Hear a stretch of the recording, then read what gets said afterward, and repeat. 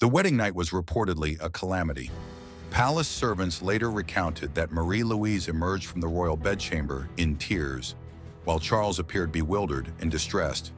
The same genetic mutations that had distorted his body had also rendered him functionally impotent. His reproductive organs were so underdeveloped that the doctors of the time described them as infantile. In essence, Charles possessed the sexual maturity of a prepubescent boy confined within the failing body of an adult. However, the Spanish court could not publicly acknowledge this fact.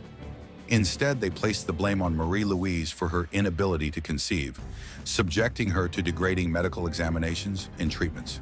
She was compelled to consume repugnant herbal mixtures, endure painful procedures, and face the relentless scrutiny of a court that was in dire need of her to bear an heir that her husband was biologically unable to provide. The psychological impact was catastrophic. Court painters had to exercise creative liberties in his official portraits. Yet even their most flattering portrayals could not entirely conceal the truth of what Charles had become. The most alarming aspect was that Charles's condition was deteriorating as he aged. While most individuals reach physical maturity and maintain stability, Charles was experiencing active decline. His already frail body was failing at a rate that surpassed what normal aging could explain. The physicians of that time had no answers for what they observed. A living individual whose genetics had failed so profoundly that his body seemed to be in a state of active shutdown. 3. The king who was unable to produce heirs. This is where the tragic narrative of Charles II escalates into a continental catastrophe. The most powerful throne in Europe was occupied by a man incapable of siring a single heir. Charles married twice in a desperate attempt to meet the fundamental obligation of kingship. To continue the dynasty, his first wife was Marie-Louise of Orléans, a French princess who arrived in Spain with the expectation of marrying a king, only to find herself tied to what courtiers whispered was hardly a man. Charles possessed the intellectual abilities of a child well into his adult years. He was unable to read until he reached the age of 10, and even then, he faced challenges with basic understanding. Tutors at court described the experience of teaching him as akin to trying to fill a broken container.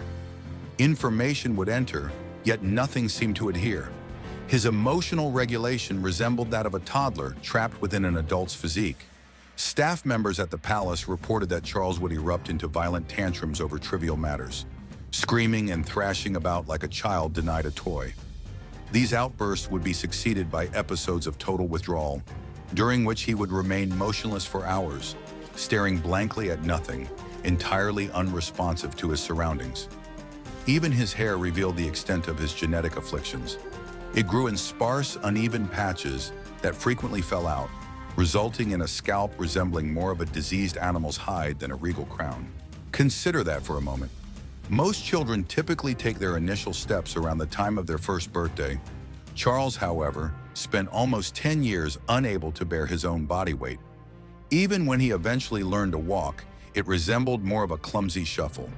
Records from the palace depict him swaying from wall to wall, relying on furniture for support, much like an elderly individual, despite being in what was considered his prime. His spine was so severely deformed that he appeared to be permanently hunched over, giving him the appearance of someone carrying an unseen burden.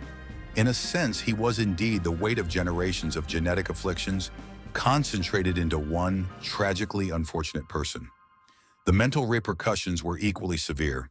2. A body that contradicted nature. The Habsburg jaw was merely the beginning of the issues. Charles II's entire physique was a disaster, and the full scope of his deformities would have caused medieval villagers to cross themselves in fear. At the age of 35, Charles resembled a sickly child who had been distorted and elongated by some malevolent force. He barely reached 5 feet in height.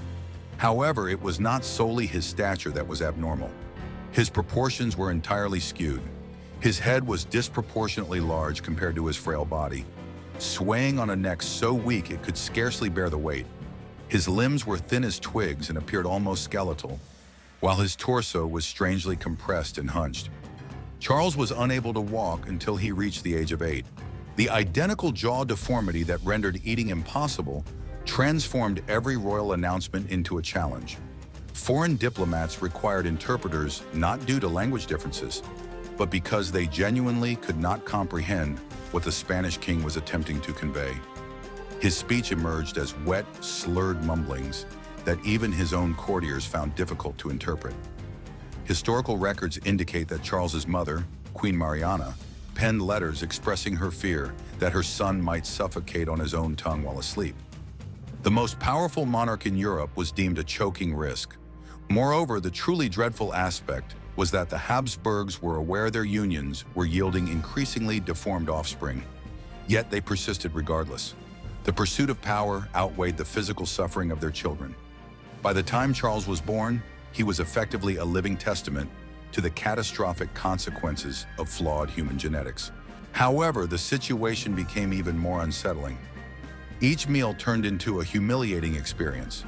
The palace kitchens were required to prepare his food in a manner akin to baby food. Everything was pureed, mashed, or served in liquid form. Even under these conditions, eating remained a messy and arduous task. Soup would escape from the corners of his mouth, and solid food would simply drop out. Royal banquets, which ought to have been exhibitions of grandeur and authority, devolved into grotesque displays where servants were perpetually wiping saliva from their king's chin. The most distressing aspect was that his speech was nearly impossible to understand.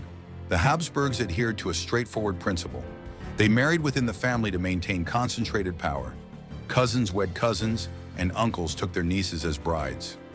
At times, the familial ties became so convoluted that an individual could be their own cousin multiple times. His parents were uncle and niece, and his grandparents on both sides shared the same relationship. If one traces back far enough, it becomes evident that Charles possessed the genetic diversity akin to someone whose lineage had been secluded on a deserted island for generations.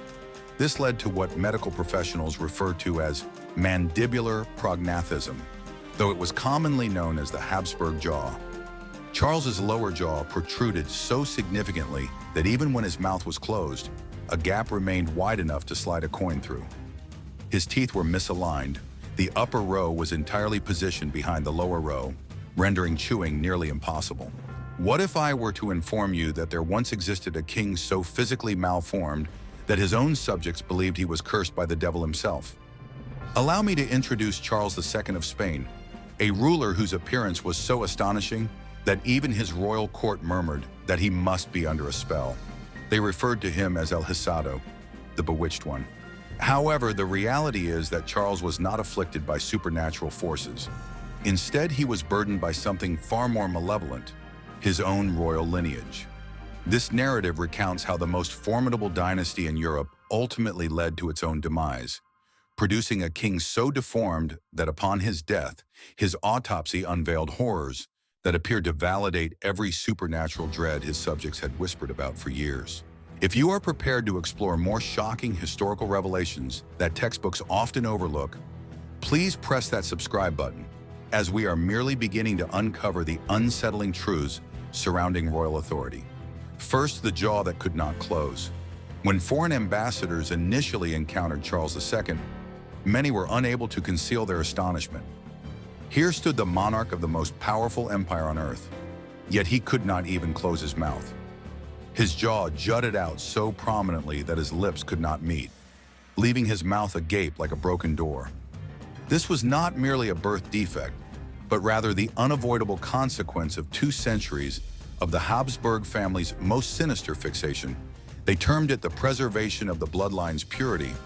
However, what they were truly engaging in was a game of genetic Russian roulette with their own progeny,